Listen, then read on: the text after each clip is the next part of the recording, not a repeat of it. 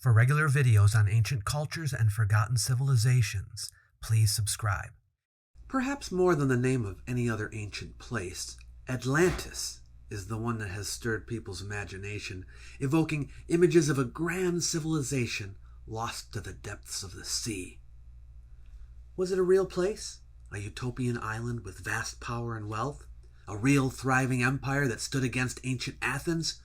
Or was it a vision, crafted by one of history's greatest philosophers to warn us about the dangers of hubris and power? For centuries, scholars have examined the ancient sources about it, while explorers and dreamers have scoured the earth and the ocean floor, chasing the elusive traces of this lost state.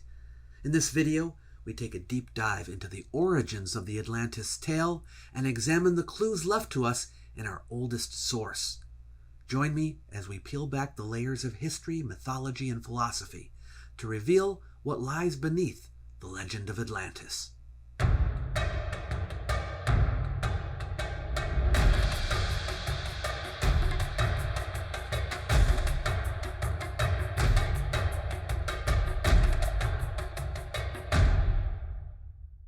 To begin, let's take a look at the story of Atlantis in its earliest known form. To do that, we need to go back a little over 2,000 years into the past, to about 360 BCE, when the Greek philosopher Plato wrote two works known as Timaeus and Critias, or Critias in English usually. When these were written, Plato was already in his late 60s and had been lecturing for a few decades at the Academy in Athens, which he founded. The Timaeus and Critias are philosophical works in dialogue format, named for the main character in each one.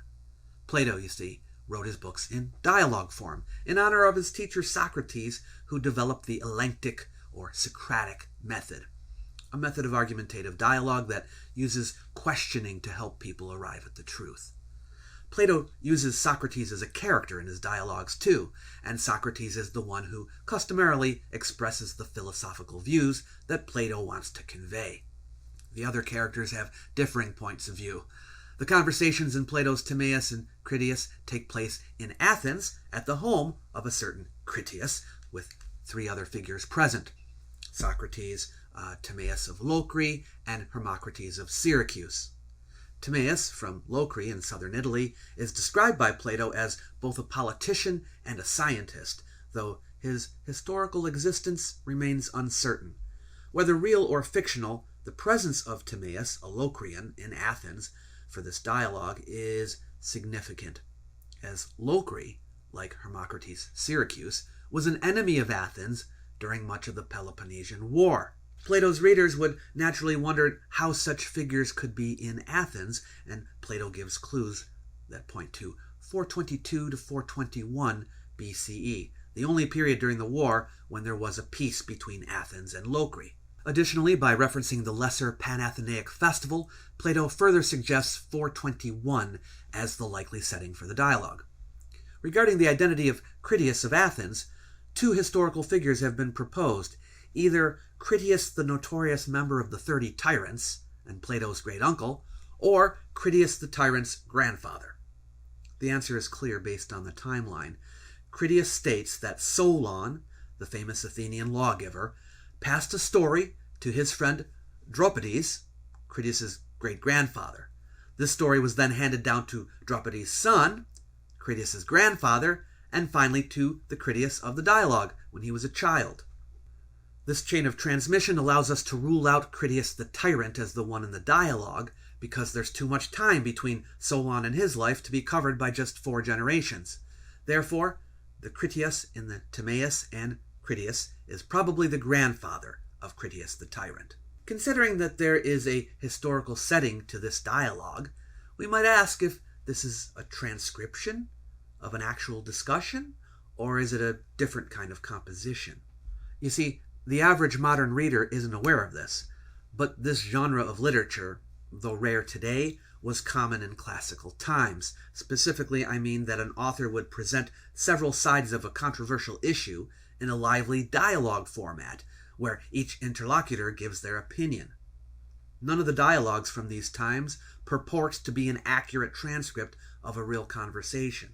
Yeah, but these are historical characters. They were real people, right? Using historical figures in this way, that is, placing speeches into their mouths, was also accepted practice in those days. In fact, it was a standard exercise in schools of rhetoric. It doesn't mean the historical figures actually said those words or even had the conversation. Since Plato would have been only about 6 or 7 years old in 421 and wouldn't have been able to take accurate notes and would have been unlikely to remember all the details we see in the dialogues, the Timaeus and Critias cannot be considered stenographic records of real conversations between Socrates and his friends, and this is a fair conclusion for all of Plato's dialogues. The prologue of Plato's Timaeus sets the scene as a continuation of a discussion that took place the previous night between Socrates and 4 guests, one of whom is now absent. Well then, do you remember the extent and character of the subjects which I proposed for your discussion? In part we do remember them, and of what we have forgotten you are present to remind us. Or rather, if it's not a trouble, recount them again briefly from the beginning so as to fix them more firmly in our minds. It shall be done. The main part of the discourse I delivered yesterday was concerned with the kind of constitution which seemed to me likely to prove the best, and the character of its citizens. Socrates begins by summarizing this earlier conversation, which mirrors the ideas from the Republic about an ideal city-state. He recalls the division of society into classes, with the guardians responsible for protecting the city both from internal wrongdoers and external enemies. These guardians are also meant to dispense justice among their fellow citizens, whom they consider their natural friends, while waging war only against external foes. Socrates also mentions the shared wealth, education, and upbringing of the children born from marriages between virtuous parents, reflecting a communal way of life. Socrates then acknowledges that his previous description of the ideal city-state was purely theoretical, offering only a static outline. Now he expresses his desire to see how this ideal city might function in practice, particularly in terms of the guardian's abilities in warfare and diplomacy. So he asks his companions to repay his hospitality by providing a story that shows how the guardians, through their education and training, would perform in real-world situations, either in battle or in negotiations with other cities. By the way, in the current version of the Republic, Socrates actually does ultimately give a description of how the city might function in practice. So it's generally thought that Plato wrote the Timaeus before he added that part. Otherwise, this doesn't make sense. Then perhaps after he wrote the Timaeus and part of the Critias, he thought it was better just to go back and put it right into the Republic and have Socrates do it. Anyway, back to Socrates' request. And now, in the next place, listen to what my feeling is with regard to the polity we have described. I may compare my feeling to something of this kind. Suppose, for instance, that on seeing beautiful creatures, whether works of art or actually alive, but in repose, a man should be moved with desire to behold them in motion, and vigorously engaged in some such exercise as seemed suitable to their physique. Well, that is the very feeling I have regarding the state we have described. Gladly would I listen to anyone who should depict in words our state, contending against others in those struggles which states wage, in how proper a spirit it enters upon war, and how in its warring it exhibits qualities such as befit its education and training in its dealings with each several state, whether in respect of military actions or in respect of verbal negotiations. So Socrates recaps the institutions of the ideal state he described in the Republic and expresses a desire to hear a story that would illustrate his state's character, particularly through a major war, and he wants it to be admirable or praiseworthy. He likens it to a painting coming to life. You see where I'm going with this? Socrates is not specifically asking for historicity. After all, his ideal state is hypothetical. Even if the stories of Timaeus and Critias were fiction, it would still serve Socrates' purpose, provided it accurately portrayed the citizens acting in accordance with the education they received in the Republic. There's an interesting passage in the Republic when they were earlier talking about illustrative stories. In this case, it was in reference to the idea of someone telling a story about how the gods punished Niobe, daughter of Tantalus, or the Trojans in the Trojan War. In the constructions of stories which we were talking about just now, since we do not know the truth about the ancient events, we liken the story to the truth as much as possible, in this way making it useful. So, stories about the past, particularly those involving the gods, he says, should be as close to the truth as possible. But since these stories are created without historical knowledge, the truth they aim for isn't historical, but something else. The truth lies in how good gods would act given their nature. For example, if a story involves the gods punishing someone like Niobe or the warriors of the Trojan War, it should clarify that this punishment was for the benefit of those punished. The stories must reflect the truth about the gods, that they're good and can only do good. The goal of these stories is not to provide historical facts, but to reveal fundamental truths about divine nature. This sets the stage for what we find here in the Timaeus. A story about the ideal state doesn't need to be historically true, but it does need to reveal fundamental truths about the ideal state and about justice. So then, Critias says this. Listen then, Socrates, to a tale which, though passing strange, is yet wholly true, as Solon, the wisest of the seven, once upon a time declared. Now, Solon, as indeed he often says himself in his poems, was a relative and a very dear friend of our great-grandfather Dropides. And Dropides told our grandfather Critias, as the old man himself in turn related to us, that the exploits of this city, Athens, in olden days, the record of which had perished through time and the destruction of its inhabitants, were great and marvelous, the greatest of all being one which it would be proper for us now to relate both as a payment of our debt of thanks to you, and also as a tribute of praise, chanted as it were duly and truly, in honor of the goddess on this her day of festival. When Critias says the tale is wholly true, is he speaking of the fundamental truth of the ideal state, or is he saying it's historically true? Socrates does not explicitly state that the mimetic act must be an invention, though the inference is that he expects a fabricated story, demonstrating that moral goodness leads to success in the world. According to Critias, as he goes on to say, Solon, a relative of his, who lived about a century earlier, learned this tale from Egyptian priests, whose records documented ancient events that were only known to the Greeks through myth. The story tells of primeval Athens heroically defending itself 9,000 years ago against the mighty empire of Atlantis. And Critias asserts that the institutions and character of this ancient Athens closely resemble those of Socrates' ideal city, making it a fitting illustration of Socrates' request. Despite the suitability of the narrative, Critias insists, and Socrates apparently agrees, that it is not a fictional story, but a historical account. And the city with its citizens which you described to us yesterday, as it were in a fable, we will now transport hither into the realm of fact, for we will assume that the city is that ancient city of ours, and declare that the citizens you conceived are in truth those actual progenitors of ours, of whom the priest told. In all ways they will correspond, nor shall we be out of tune if we affirm that those citizens of yours are the very men who lived in that age. Thus, with united effort, each taking his part, we will endeavor to the best of our powers to do justice to the theme you have prescribed. Wherefore, Socrates, we must consider whether this story is to our mind, or we have still to look for some other to take its place. What story should we adopt, Critias, in preference to this? For this story will be admirably suited to the festival of the goddess which is now being held, because of its connection with her.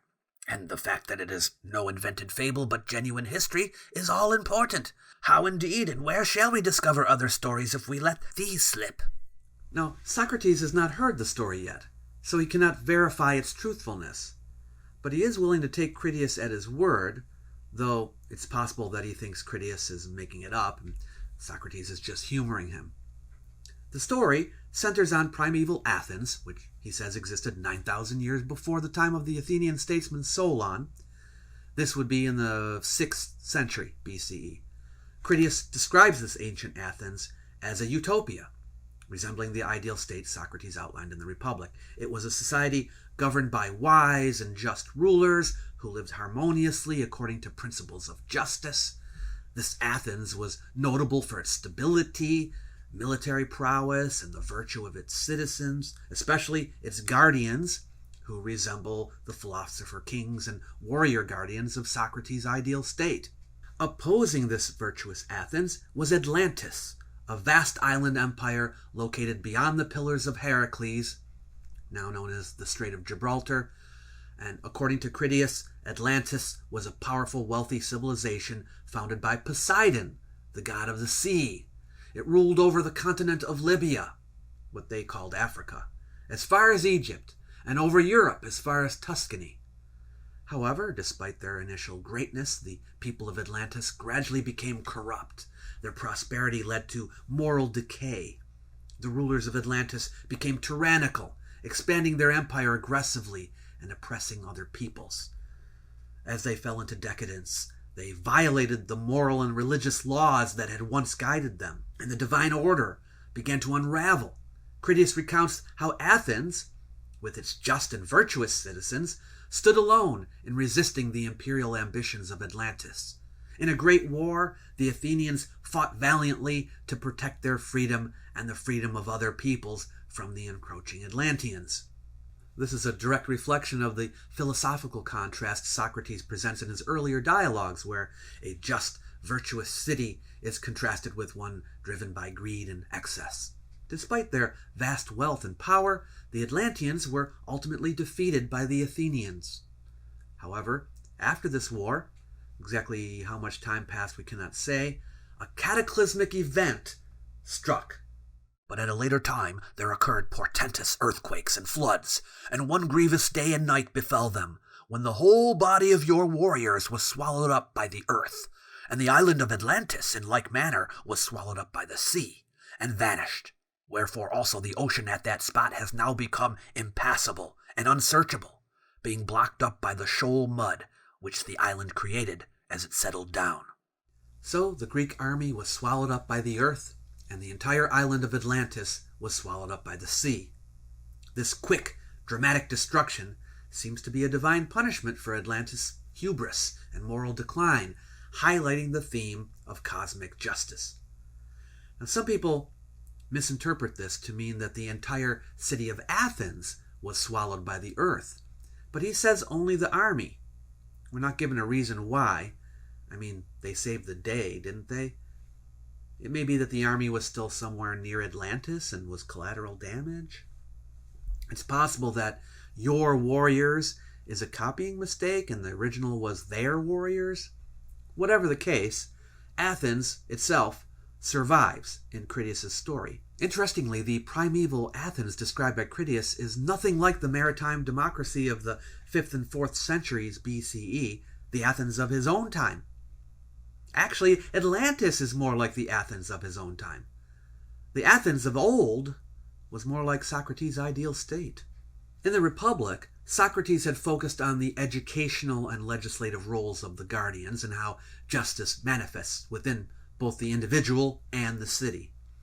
Critias' story was intended to demonstrate that the guardian's virtuous education ensures success not only in internal governance but also in external conflicts.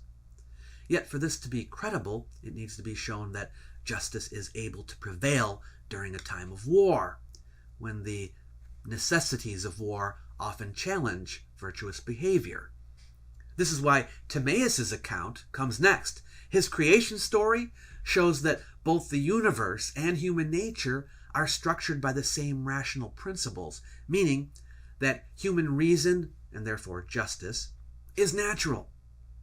Critias' depiction of the war between Athens and Atlantis anticipates this and merges the educational principles of the Republic with Timaeus' explanations of the cosmos and human origins. There's another link. The metaphor of warfare is also used in Timaeus' account to describe the conflict between health and disease in the body and soul.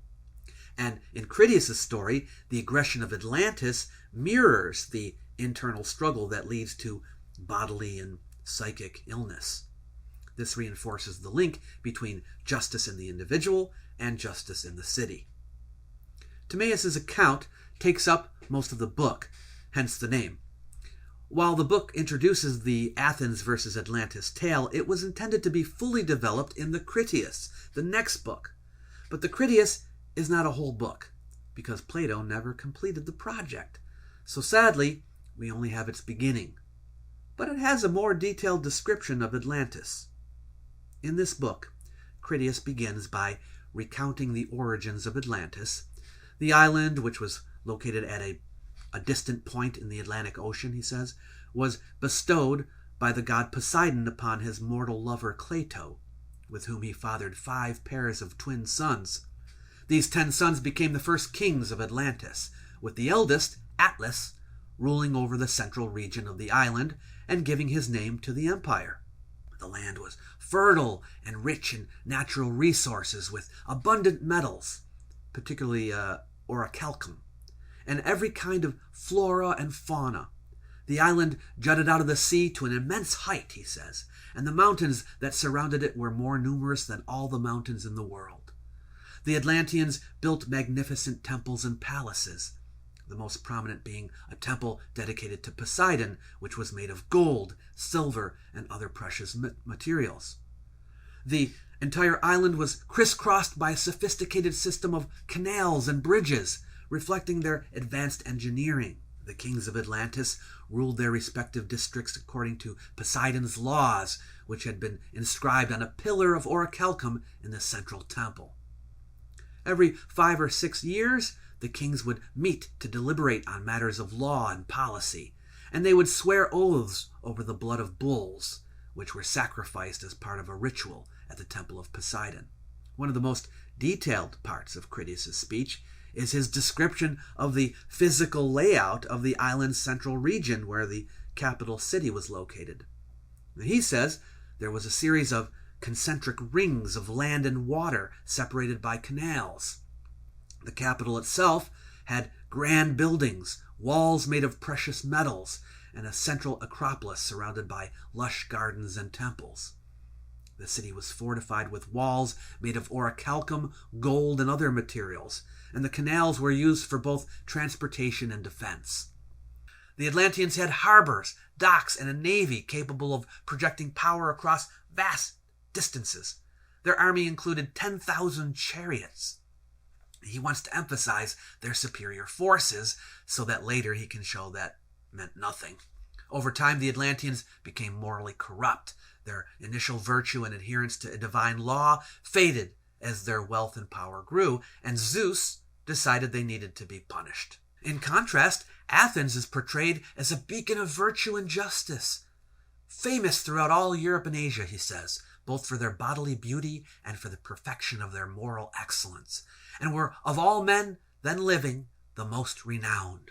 Although he doesn't get to the end of the story in the unfinished book, he does refer to the fate of Atlantis at the beginning, when he says that it now lies sunk by earthquakes and has created a barrier of impassable mud, which prevents those who are sailing out from here to the ocean beyond from proceeding further. This explains why no one can go there. Some people, whenever they hear someone refer to Atlantis as a lost continent, object, and they say, "It's not a continent. It's never called a continent in Plato's writings. It's called an island, so it's not a continent." And it is true that Critias refers to it consistently as an island. The ancient Greeks did have a word for continent, epiros, which means a large landmass in a general sense, not identical to our word continent, but it was used to refer to Europe and Asia and Africa, which they called Libya. By Herodotus' time, the division of the known world into 3 continents, Europe, Libya, and Asia, was customary. But Critias does not use that word, epiros, to describe Atlantis. However, he does give the size of the island of Atlantis. An island which was larger than Libya and Asia together. An island larger than Libya and Asia. An island that was larger than 2 continents put together, by our definition, would itself be a continent. So I think it's perfectly justifiable, even more accurate, to refer to Atlantis as a continent. Interestingly, at the start of the Critias himself seems less concerned with recalling the story's accuracy and more focused on giving it the vivid realism that audiences expect. This approach is more characteristic of a storyteller than a historian. He likens it to a painter trying to capture the likeness of a landscape. Socrates compares Critias and Timaeus to poets performing before an audience, and Hermocrates encourages Critias to invoke the muses for inspiration, which he does, while also calling on Memory, the mother of the muses, to give him a helping hand. In addition to the gods you mentioned, I must call upon all the rest, and especially upon Mnemosyne, the goddess of memory. For practically all the most important part of our speech depends upon this goddess. For if I can sufficiently remember and report the tale once told by the priests and brought hither by Solon, I am well nigh convinced that I shall appear to the present audience to have fulfilled my task adequately. This is at odds with what he says in the Timaeus about being able to remember every detail of the story from his childhood. Plato seems to be making slight revisions for the new book. In the Timaeus, Critias says Egyptian priests told Solon that this great war occurred 9,000 years before their own time, so that we would need to count back 9,000 years from Solon's time, around the 6th century BCE, to get to the time of the war. But in the Critias says this: 9,000 is the sum of years since the war occurred. Many great convulsions took place during the 9,000 years, for such was the number of years from that time to this. This phrasing means that the war between Atlantis and ancient Athens took place 9,000 years before the time of the dialogue in the 5th century, not before Solon's visit to Egypt in the 6th.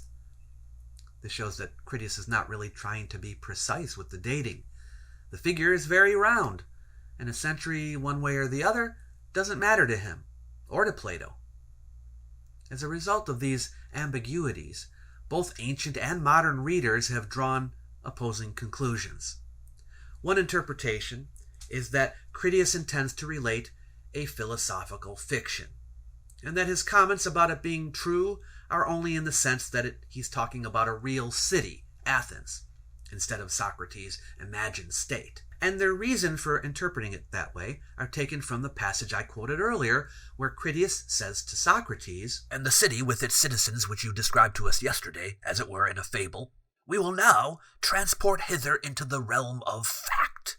For we will assume that the city is that ancient city of ours, and declare that the citizens you conceived are in truth those actual progenitors of ours, of whom the priest told. In all ways they will correspond. Nor shall we be out of tune if we affirm that those citizens of yours are the very men who lived in that age." In other words, I'm going to make it real by making it about a real city. And then he says, "In accordance with the word and law of Solon, I am to bring these before ourselves as before a court of judges, and make them citizens of the state of ours, regarding them as Athenians of that bygone age, whose existence, so long forgotten, has been revealed to us by the record of the sacred writings. And thenceforward I am to proceed with my discourse as if I were speaking of men who already are citizens and men of Athens." The wording suggests a certain amount of fabrication, right? Other interpreters, they say no. Critias says it really happened, so he intends to relate a genuine historical account in full. The interpretation that Critias is recounting a factual story is perhaps the most straightforward reading of the text, though not the most widely held among scholars of Plato. The main advantage of this view is that it takes the dialogue's characters at their word, both Critias and Socrates, who verbally accepts Critias' portrayal of the story as true. Advocates of this perspective note that Plato never frames another narrative in his dialogues with such clear assertions of factual accuracy, nor does he detail the transmission of a story so thoroughly or claim such authenticity for its source. If so, though, other questions arise. Is Critias telling the truth? And even if he does believe it, is Critias speaking for Plato? Is his history a history that the author also believes? So let's consider the historicity of the Athens-Atlantis war story. There are certain elements of the story that most people can spot right away as unhistorical. The participation of the gods in it, such as Poseidon and Zeus, for example. And even Plato was not a believer in the traditional gods. But proponents can argue that this is a deliberate literary choice on Plato's part, intended to align Critias' story with Timaeus' cosmological account, and should be left out of the equation. But the existence of Athens at this time also, one of the two main participants in the story, is not historical.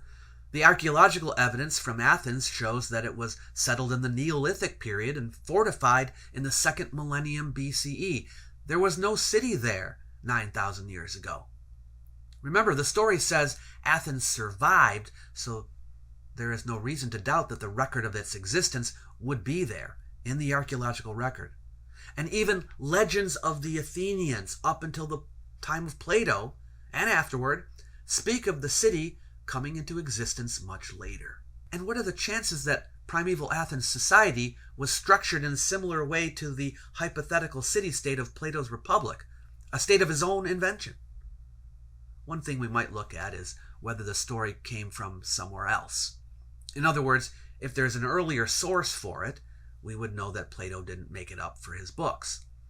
And what we find is that elements of the story are drawn from earlier sources, but not the story as we see it in the Timaeus and Critias. The stated source for the tale is Solon, but Critias himself says that Solon never published it, so we can't verify this way. Solon is said to have received the story from Egyptian priests, but we have no Egyptian records that have survived that tell such a tale. Some of you might say, well, what about the Edfu temple? But despite what you may have heard, there is no Atlantis story on that temple. The inscriptions come from late in Egypt's history, and certain sections contain creation myths, but nothing coming close to what we find here in Plato. See my video on the Edfu temple for more info. Even if Solon did hear it from Egyptian priests, they weren't exactly trustworthy. We already know that they told some lies to Herodotus a short time later, so it's possible that they could have told lies to Solon too. But we don't know if Solon heard it from Egyptian priests because we cannot corroborate that the conversation took place, or that the story came from Egypt.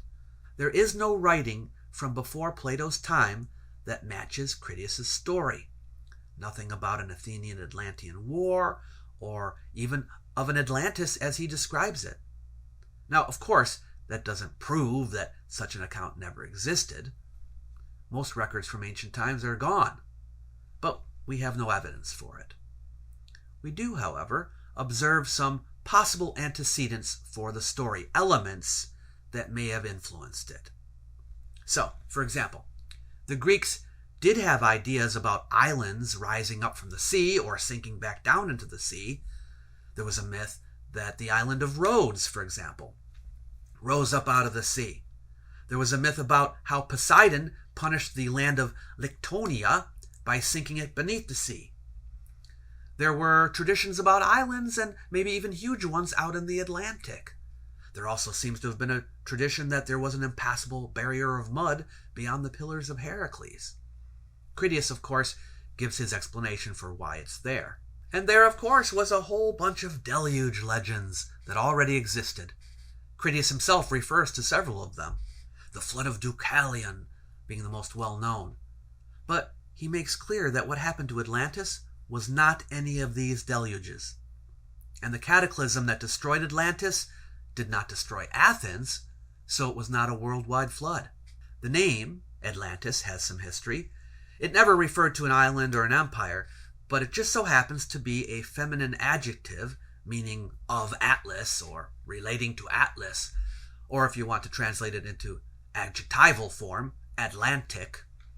Critias, you see, doesn't just call the place Atlantis. That's a shorthand that we use. He calls it the island of Atlantis, or to be more precise, island of Atlas, or Atlantic island, using the adjective to describe the island. Atlas was a part of Greek mythology. Myths about him go way back, though there are many later stories about him too. Atlas is the leader of the Titans, who holds up the heavens and the earth with his hands. You probably have seen it before.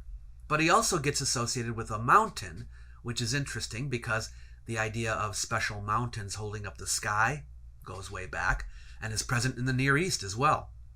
At first, the mountain of Atlas was said simply to be at the end of the earth, but later it was identified specifically with a mountain in northwestern Africa. But in Critias's description, Atlas is a king, unrelated to the Titan, because he says this Atlas is the son of Poseidon and a mortal woman Plato, which is definitely not the case with the Titan Atlas. Nevertheless, is it possible that Critias is drawing from the tradition about the mountain in Africa? Perhaps, but it more likely is that he is drawing from the name Sea of Atlas. Yes, there was a Sea of Atlas too, or if you prefer, Atlantic Sea. After all, that is where he locates Atlantis. Sometimes you will hear people say that the Greek historian Herodotus, who lived shortly before Plato, speaks of Atlantis in his book, but he's just using the adjective. So, for example, he speaks of the Thalassa he Atlantis. But you see, that just means Atlantic Sea. He's using the adjective. Some might say, well, wait, doesn't he speak of Atlanteans? No, not exactly. He speaks of a people named Atlantes. The word Atlantes kind of looks like Atlantis, but the ending designates a plural noun. It's a people. And these people are called that because they live near Mount Atlas. Once more, at the distance of 10 days, there is a salt hill, a spring, and an inhabited tract. Near the salt is a mountain called Atlas, very taper and round, so lofty, moreover, that the top, it is said, cannot be seen, the clouds never quitting it either summer or winter. The natives call this mountain the Pillar of Heaven, and they themselves take their name from it, being called Atlantes. They are reported not to eat any living thing, and never to have any dreams. These are not the people of Atlantis. They live near Mount Atlas in Africa, in Herodotus' own time. There is another book that preceded Plato that carried the name Atlantis, or Atlantias, that was its title. It was written by a man named Hellanicus in the 5th century BCE. The book has not survived intact, but there are a few fragments, and from these we can tell it is about Atlas and his genealogy, hence the name of Atlas. There is no evidence it speaks anything about the island of Atlantis. So yes, there are elements of the story that come from before, but not the story itself. And since there is no mention of the story independent of Plato, the later sources that do mention Atlantis seem to be drawing directly from him. This strongly suggests the story is not an authentic tradition that preceded Plato. While some of Plato's other myths are based on ancient traditions, like the Prometheus and Epimetheus story in Protagoras, or the 3 races of men in the Republic, many of his myths were seen by his contemporaries as products of his own imagination with no connection to authentic Athenian lore. Even after Plato's books came out, this doesn't seem to have had any effect on Athenian histories. Take a look at the Athides, a series of histories of Athens written in the century following Plato's Timaeus. This genre of local history is one of the best documented from ancient Greece, with fragments from over 50 authors surviving. The Athidographers were historians who specialized in recording the history and legends of Attica. They are dead silent about an Athenian victory over Atlantis. It's strange that these historians, whose main purpose was to explore and glorify Athens' past, would have completely ignored such a remarkable episode. This is especially surprising given that the Athides didn't limit themselves to factual history, but often included myths and legends. The same omission can be seen in the works of Athenian orators. For instance, in Isocrates' Panathenaicus and the funeral oration attributed to Lysias, the earliest Athenian achievements mentioned date back only to the time of Theseus. This suggests that neither the historians nor the orators considered Plato's account of a prehistoric Athens fighting Atlantis as historical fact or even as an established legend. We do have some ancient commentators who directly mention Plato's Atlantis story and offer some opinions about it. They never cite any other source other than Plato about this, but they do comment on the historicity. And what we find, generally speaking, is that in the first few centuries after Plato, there isn't a great deal of belief in it, though there are some exceptions, and that later on in the Roman period, belief in the historicity of the account seems to increase. The first one to write a commentary on the Timaeus was Crantor of Soli, who lived between around 340 and 275 BCE, and he was one of the few in the early days who actually believed in the historicity of the Athens-Atlantis War.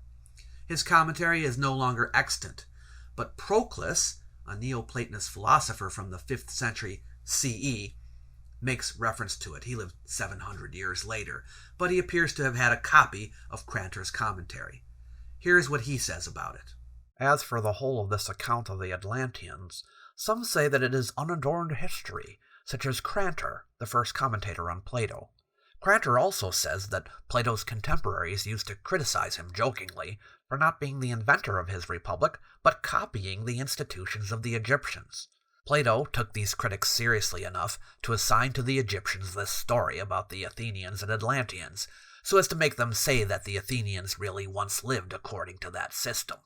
He says that this is testified by the prophets of the Egyptians, who assert that these particulars are written on pillars which are still preserved. Some modern writers claim that Crantor verified the Atlantis story through Egyptian records shown to Solon. For example, Otto Muck, a German scientist, argued that Crantor visited Sais, saw a column recording the Atlantis tale in hieroglyphs, and verified its alignment with Plato's account. But Proclus's words have been misinterpreted.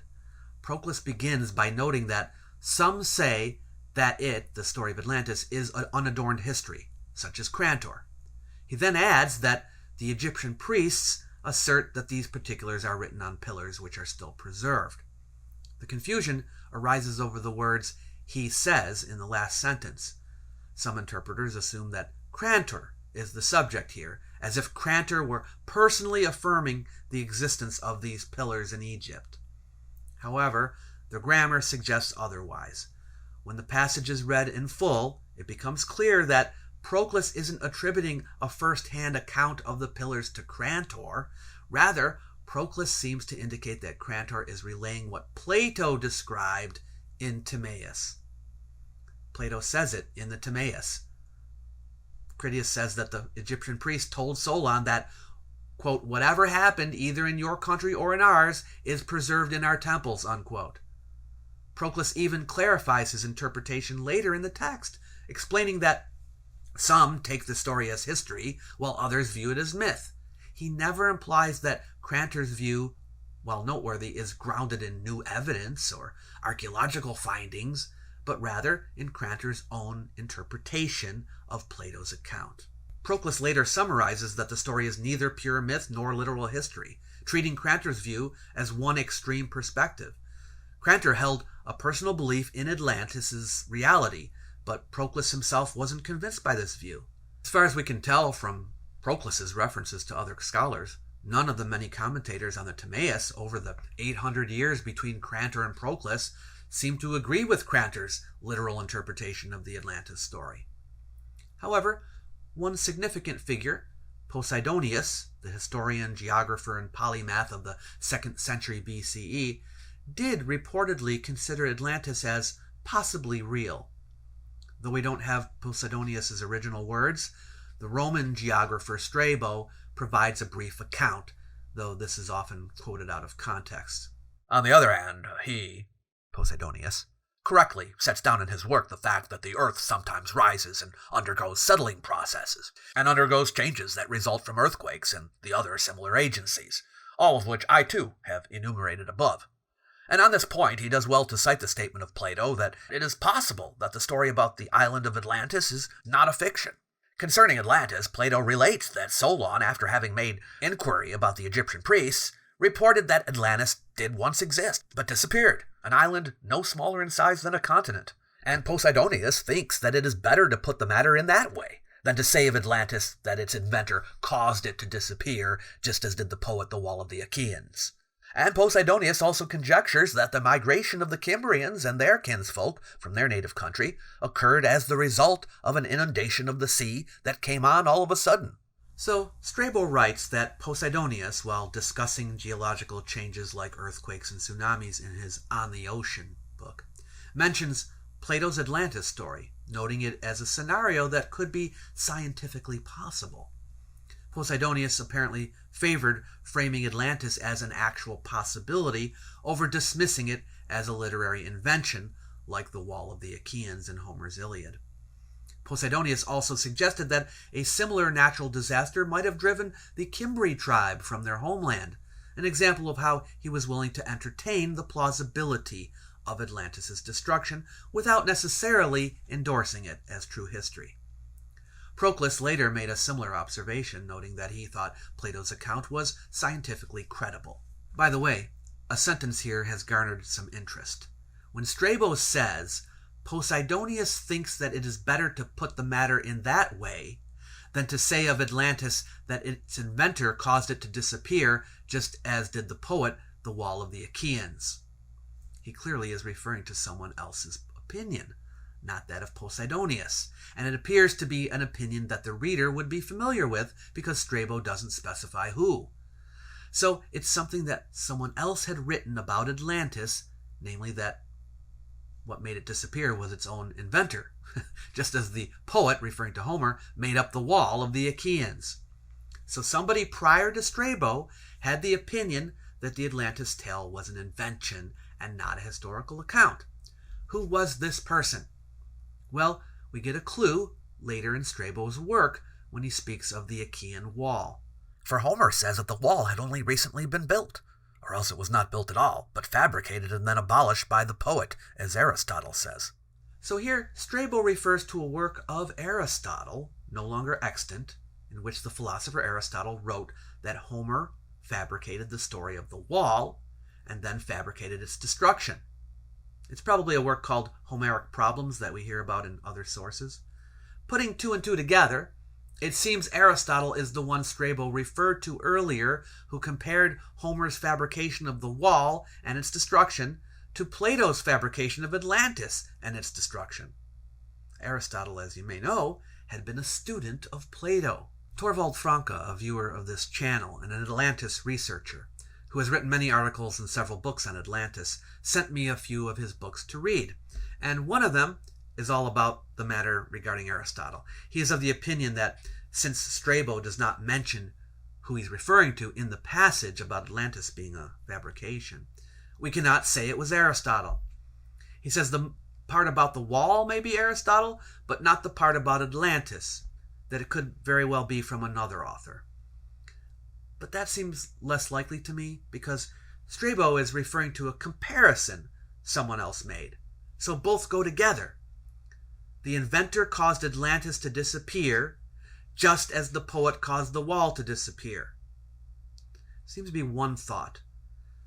And I don't think it's Strabo's thought.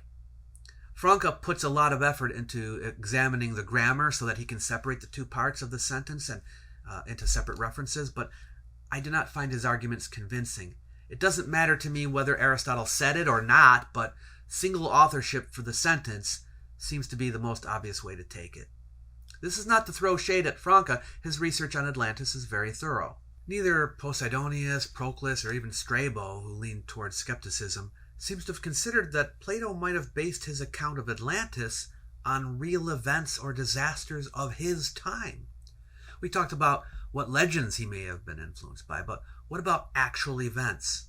For example, the island of Atalante and the city of Orobii were devastated by a tsunami in 426 BCE, with the Greek historian Thucydides noting that what had once been land became sea.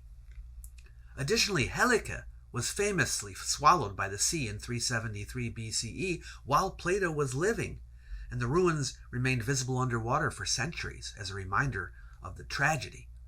Aristotle, Heraclides Ponticus, and Callisthenes explored different theories for the cause of Helica's destruction, from natural forces to divine retribution, leading to a debate between scientific and religious interpretations. Given these well-known disasters, we can easily imagine Plato being influenced by them when creating his Atlantis story. The story's destruction of Atlantis as a form of divine punishment occurring overnight echoes Heraclides' report that the Helica inundation also happened at night. Plato's original readers would have immediately recognized these parallels, suggesting he built the Atlantis narrative with familiar events as models, not as historical fact. I know that some have suggested that the Atlantis story could be based on the Minoan eruption of Thera, and I have had that brought out in one of my earlier videos. But after considering it further, I think that these more recent disasters were more likely to have been an inspiration for Plato than some vague memory of the Thera eruption from 1600 BCE. Would Plato even know about it? Another early writer we probably should mention is Diodorus Siculus, a Greek historian from the 1st century BCE. Diodorus also has an account of Atlantis in Book 3 of his Bibliotheca Historica, and he adds some intriguing details. According to Diodorus, Atlantis was a vast island located in the far west beyond the Pillars of Heracles, beyond the Straits of Gibraltar. He describes it as part of the territory of the mythic Amazons and Gorgons, linking the Atlanteans to these legendary peoples. In Diodorus' narrative, the Atlanteans once ruled over a large portion of North Africa and even waged wars against neighboring nations, including the Amazons. This portrayal emphasizes the Atlanteans' imperial ambitions and military prowess, though Diodorus doesn't go into great detail about their political structure or the nature of their society as Plato does. The decline of Atlantis in Diodorus' account is not explained through moral failure or divine retribution, as in Plato's version. Instead, it seems to imply a more natural or historical process of collapse.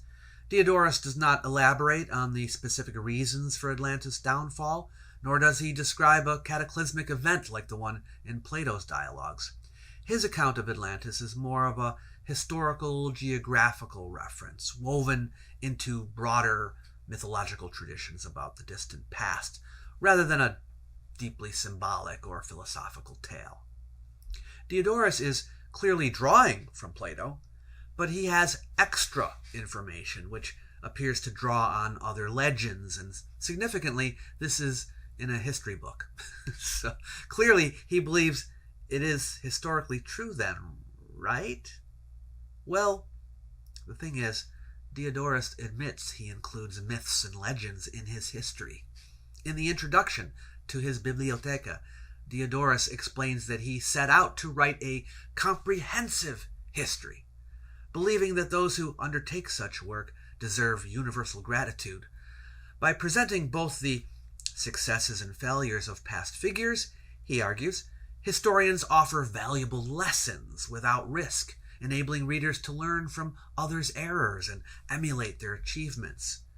Diodorus saw history as an educational tool, and felt his wide-ranging universal history, covering vast geography and long time spans, fulfilled this purpose.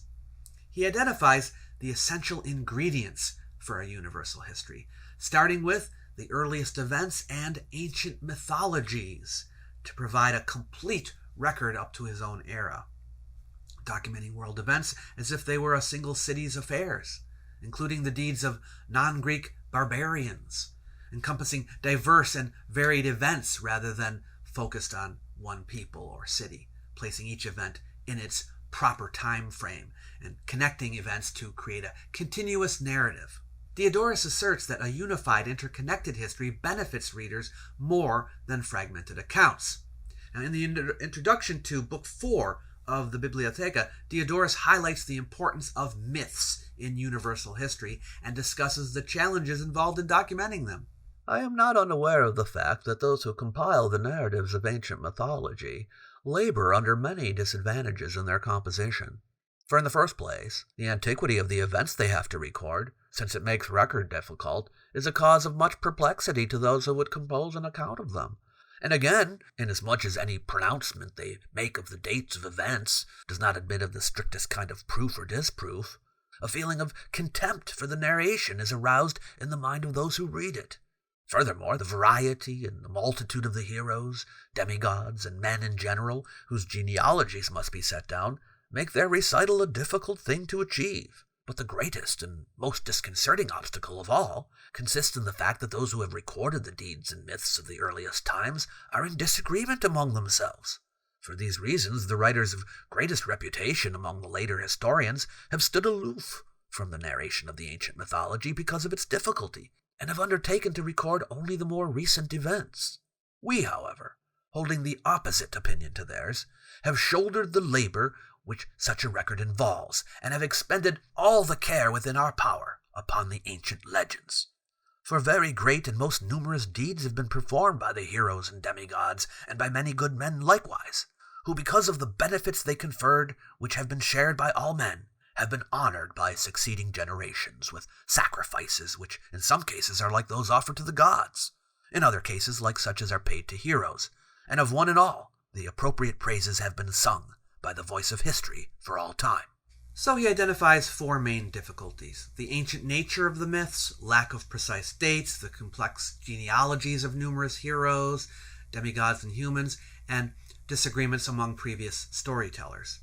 Diodorus criticizes well-known historians like Ephorus, Callisthenes, and Theopompus for omitting mythological narratives, as they began their histories with more recent events. In contrast, Diodorus carefully included myths, arguing that gods and heroes performed significant feats in war, made important discoveries, and established good laws, earning them divine honors and a permanent place in historical memory. Diodorus uses Heracles' story as an example to illustrate his approach.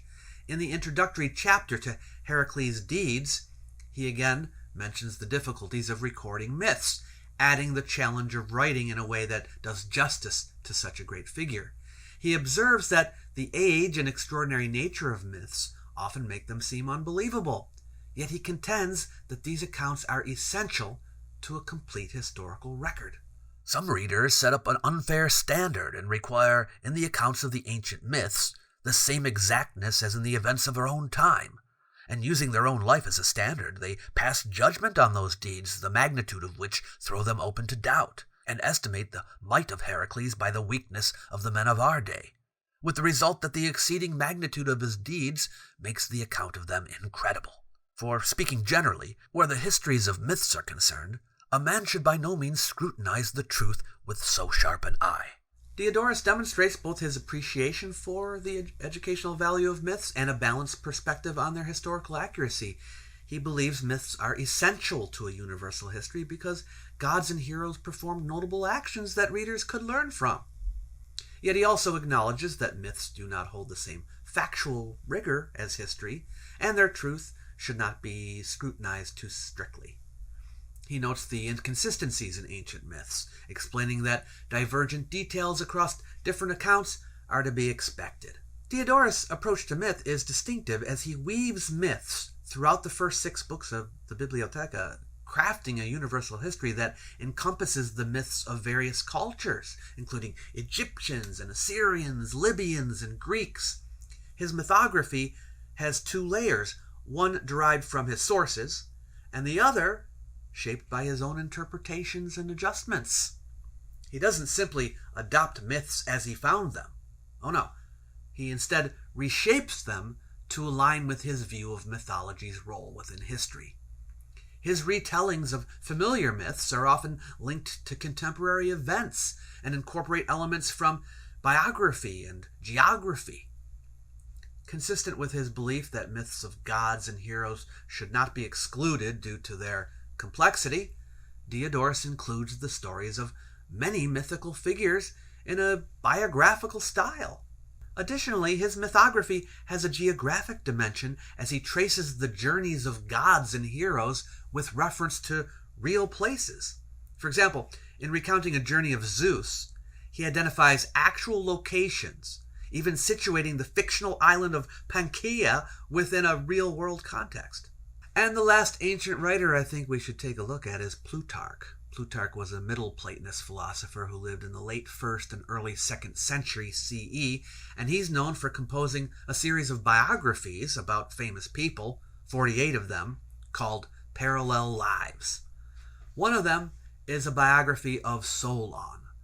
In this biography of Solon, he makes the following statement. In the first place, then, he went to Egypt and lived, as he himself says, where Nile pours forth his floods, near the Canopic shore. He also spent some time in studies with Xenophus of Heliopolis and Sonchus of Sais, who were very learned priests. From these, as Plato says, he heard the story of the lost Atlantis, and tried to introduce it in a poetical form to the Greeks. So he very briefly recounts that Solon went to Egypt. He quotes a line from one of Solon's poems. Alas, we don't have the poem anymore, so we don't know if it was a poem about him being in Egypt or just a poem in which there's a line about Egypt. But I think if the poem had more, Plutarch would have quoted it. Anyway, the tradition about Solon going to Egypt appears to come from at least one other source besides Plato. But Plato is certainly one of his sources. The other source, whatever it was, stated that Solon studied for a time with Xenophus of Heliopolis and Sonchus of Sais, as neither of these names are in Plato. The city of Sais, however, is mentioned by Critias in the Timaeus, and that is where a priest spoke to him, so Plutarch seems to have put two and two together and concluded that Sonchus is the one that relayed the Atlantis story to Solon. Plutarch does not give his opinion on whether the Atlantis story is true or not, but he certainly thinks that the Solon part of the story is true. But we don't know what his other source is. So where does all this leave us? Well, although I think it is possible that Solon visited Egypt and studied with some of the priests there, I'm less convinced that they told him the Athens-Atlantis war story, or even about Atlantis. It seems to me that the notion of treating Plato's story about a vast island as a straightforward historical account cannot hold. I realize that there were some people in ancient times, especially in Roman times, that said they believed in it, or at least that it was plausible, but it certainly isn't plausible as written. You have to edit it heavily to make it so. And scholarship on Plato has provided substantial evidence for the allegorical nature of the story. The position of the Atlantis myth within the Timaeus, especially in relation to the dialogue's physical and political teachings, suggests that it serves as a philosophical illustration rather than an actual account of a lost civilization. Furthermore, many elements in Plato's description of Atlantis as well as ancient Athens are either symbolic or correspond to features of the classical era. There does not seem to have been an isolated tradition concerning an ancient empire's conflict with Athens, and such a tradition on its own would be difficult to explain. If you want to go into this subject even more, I have an investigation into the hypothesis that the Reshat structure in Africa was the location of the main city of Atlantis, or at least the inspiration for it. I will leave a link to that below. Thank you for watching all the way to the end. If you like this channel and what it's doing, please consider becoming a patron at patreon.com/World of Antiquity, or you can give a one-time donation right here by clicking on Super Thanks. You might like my little e-booklet, Why Ancient History Matters. It's designed to persuade people that the subject is important, even in the modern world. You might also wish to use it to help spread the word, so feel free to share it with someone you know. It's free for anyone who wants it. I've left a link in the description box below the video for you to grab a copy. Catch you later.